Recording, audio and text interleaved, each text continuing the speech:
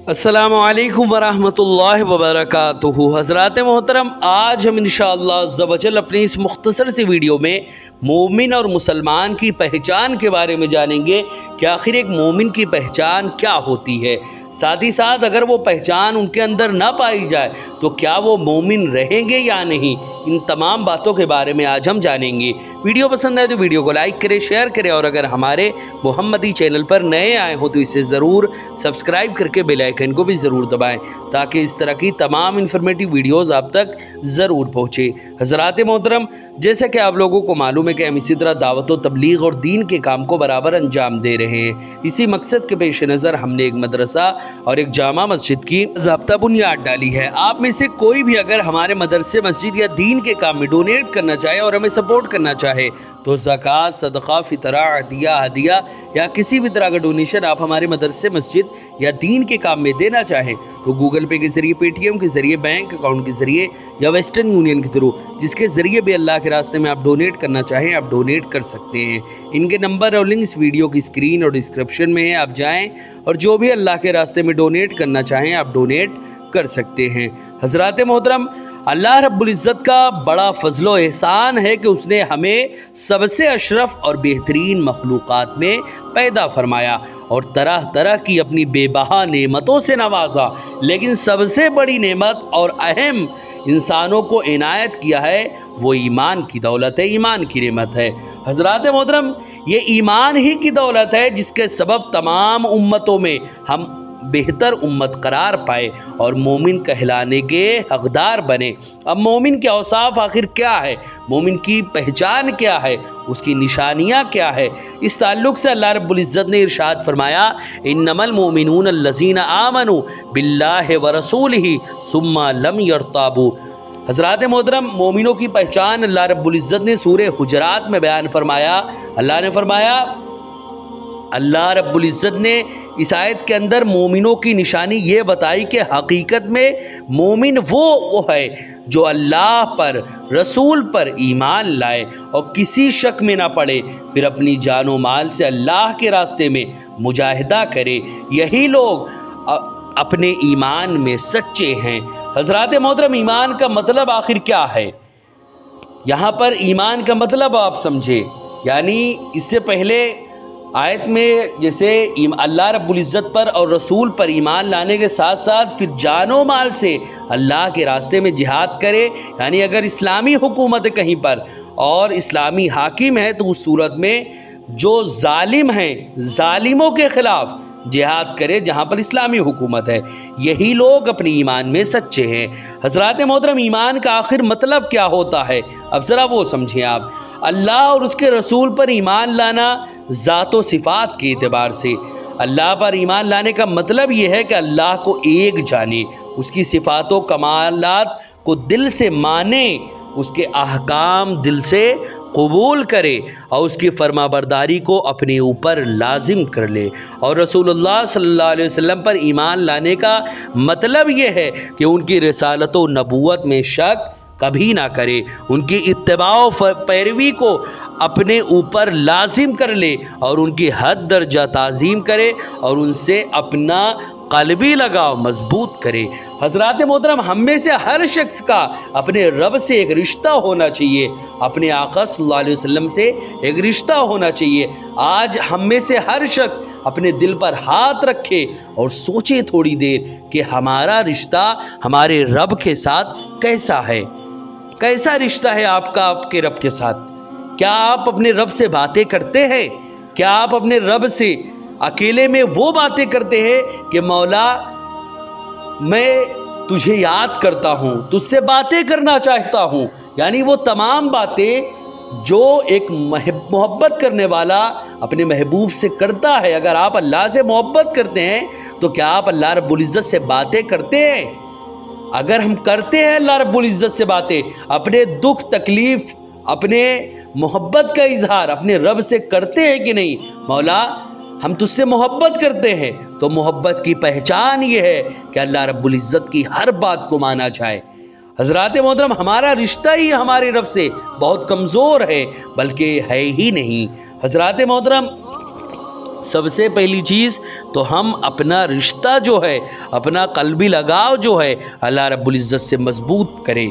حضرات محترم یہاں پر شک نہ کرنے کا مطلب یہ کہ اسے ایسا یقین حاصل ہو جیسے کہ دھوپ دیکھنے کے بعد ہمیں سورج کا یقین ہو جاتا ہے، بلکہ اس سے بھی زیادہ، اور جیسے ہمیں اس بات کا یقین حاصل ہے کہ 10 کا عدد جو ہے وہ 3 کے عدد سے بڑا ہے، لاکھ جو ہے وہ کوئی کہے کہ 10 کا عدد 3 کے عدد سے چھوٹا ہوتا ہے، اور وہ اپنے اس دعوے پر دلیل بھی دے، پھر بھی ہمارے اس یقین میں فرق نہیں آئے گا کہ 10 3 سے بڑا ہے۔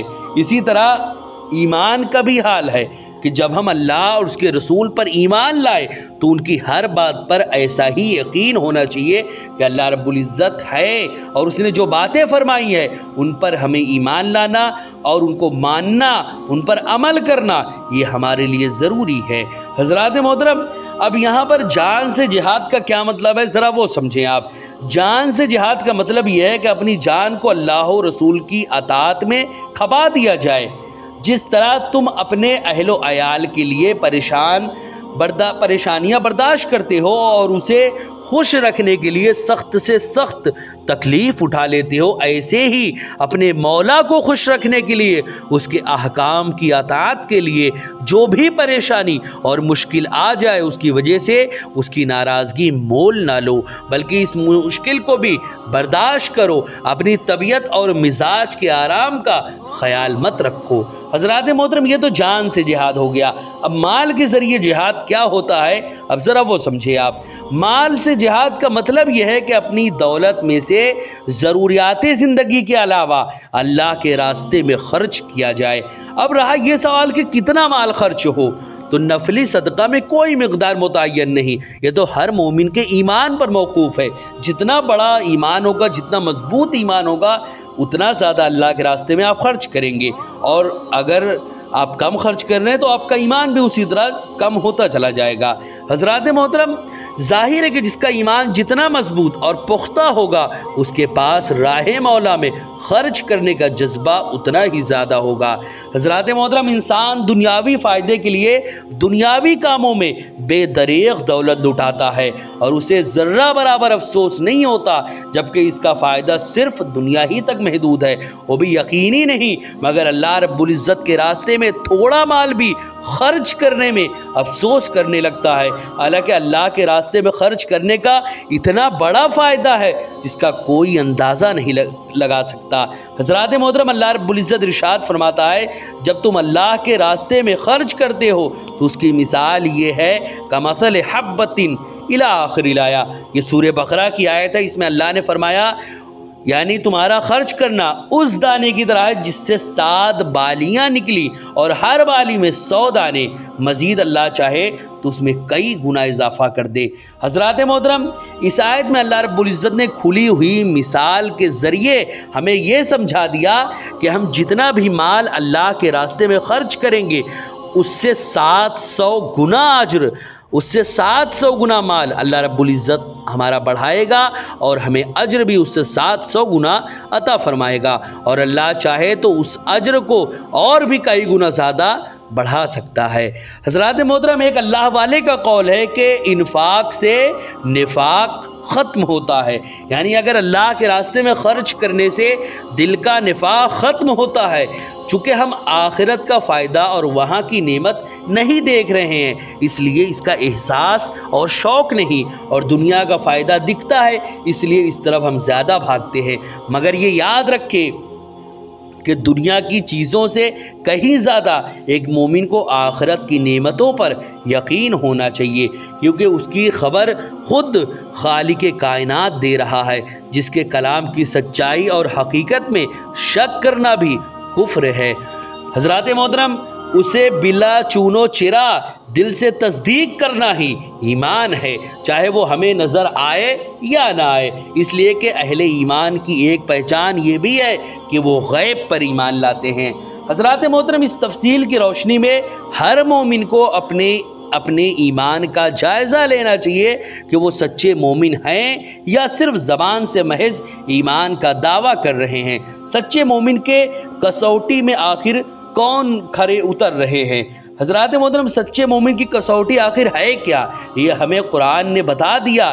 اس پر اپنے آپ کو ہم آزمائیں کہ اگر ہم حقیقت میں ایمان سے دور ہیں تو ہمیں کامل ایمان حاصل کرنے کے لیے صراط المستقیم پر چلنا پڑے گا اور سچوں کی صحبت اختیار کرنا پڑے گا۔ حضرات محترم، اللہ رب العزت نے مومن کی پہچان میں اس میں واضح لفظوں میں فرما دیا کہ اللہ پر ایمان لانے کا مطلب سب سے پہلی بات تو یہ ہے، یعنی مومن کی پہچان یہ ہے کہ وہ اللہ و رسول پر ایمان لائے اور کسی شک میں نہ پڑے، پھر اپنی جان و مال سے اللہ کے راستے میں جہاد کرے۔ یہی لوگ اپنے ایمان میں سچے ہیں۔ اب اللہ و رسول پر ایمان لانا اور شک نہ کرنے کا مطلب بھی واضح ہو گیا۔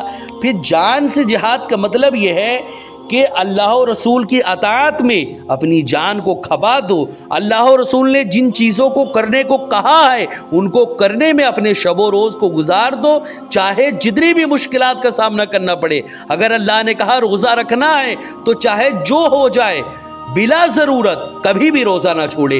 اگر اللہ نے کہا نماز پڑھنا ہے تو چاہے گھسٹ کے مسجد تک جانا پڑے تو مسجد جا کے آپ نماز پڑھے اور نماز پڑھے۔ اگر کھڑے ہو کر نہیں پڑھ سکتے تو بیٹھ کے پڑھے، بیٹھ کے نہیں پڑھ سکتے تو لیٹ کر اشاروں کے ذریعے پڑھے، لیکن نماز ضرور پڑھے۔ حضرات محترم، اللہ رب العزت نے یہ تو ہو گیا جان کے ذریعے جہاد، اسی طرح مال کے ذریعے جہاد کا مطلب یہ ہے کہ اللہ رب العزت نے جو آپ کو دولت دی ہے، زکوٰۃ تو فرض ہے، وہ تو آپ کو دینا ہی ہے سال میں ایک بار، وہ نہیں دیں گے تو وہ جہنم میں جائیں گے، اس میں کوئی شک و شبہ نہیں۔ لیکن یہاں پر ذکر صدقے کا ہے۔ مومن کی پہچان ایک مال کے ذریعے جہاد کرنا یہ ہے کہ وہ اللہ کے راستے میں صدقہ کرے، جو بھی اس کو اللہ رب العزت نے مال دیا ہے۔ اگر وہ چاہتا ہے کہ اللہ رب العزت اس کا ایمان بہت مضبوط کرے تو وہ زیادہ سے زیادہ خرچ کرے۔ اگر کم خرچ کر رہا تو یہ سمجھ لے کہ اس کا ایمان کمزور ہے، اور زیادہ سے زیادہ بڑھ چڑھ کر اللہ کے راستے میں خرچ کر رہا ہے تو اس کا مطلب ہے کہ اس کا ایمان بہت مضبوط ہے۔ حضرات محترم، یہ چند باتیں تھیں جو ابھی آپ نے سمجھی۔ انشاءاللہ نیکسٹ ایپیسوڈ میں مزید ایسی باتیں جانیں گے جو شاید آپ نہ سنے ہوں۔ ویڈیو پسند آئے تو ویڈیو کو لائک کریں، شیئر کریں، اور اگر ہمارے محمدی چینل پر نئے آئے ہوں تو اسے ضرور سبسکرائب کر کے بیل آئیکن کو بھی ضرور دبائیں تاکہ اس طرح کی تمام انفارمیٹیو ویڈیوز آپ تک ضرور پہنچے۔ آپ سے گزارش ہے کہ ہمارے چینل پر جتنی بھی ویڈیوز ہیں آپ خود بھی دیکھیں، اپنے دوستوں، احباب اور رشتہ داروں تک بھی ضرور شیئر کریں۔ السلام علیکم ورحمۃ اللہ وبرکاتہ۔